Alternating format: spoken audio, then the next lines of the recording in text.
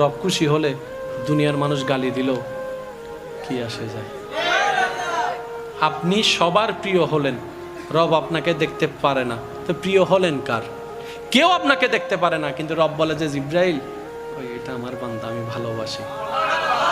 মওলা সোয়াব তো নাই, জান্নাতে যাইতে গেলে তো সোয়াবের দরকার আছে, কিন্তু আমার তো হায়াত অর্ধেক শেষ, বেশি দিন আর বাঁচবো না। কারণ আগের মানুষ 70, 80, 90 বছর বাঁচত, এখন 40, 45, 50, 60-এর মধ্যে সবাই চলে যাচ্ছে। মওলা আমার তো 40 বছর শেষ, আমার তো 45 বছর শেষ, এই বাকি অল্প হায়াত আমি কি করবো? এত সোয়াব তো কামানোর কোনো সুযোগ নাই। আমি যদি 5 বছর বাঁচি তাহলে রোজা পাবো মাত্র 5 বার, হজ তো 5 বার করতে পারবো না, সামর্থ্য তো আমার কাছে নাই। ও মওলা কত কাজের কারণে তো নামাজ ছুটে যাচ্ছে, ইচ্ছাই অনিচ্ছাই। মওলা আমি এতগুলো সওয়াব কিভাবে কামাবো?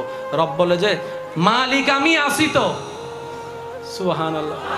আর তুই তো অন্য নবীর উম্মত না, তুই তো আমার নবী রাহমাতুল লিল আলামিনের উম্মত। তোদের জন্য আমি স্পেশাল সুযোগ রাখছি। আল্লাহ কি?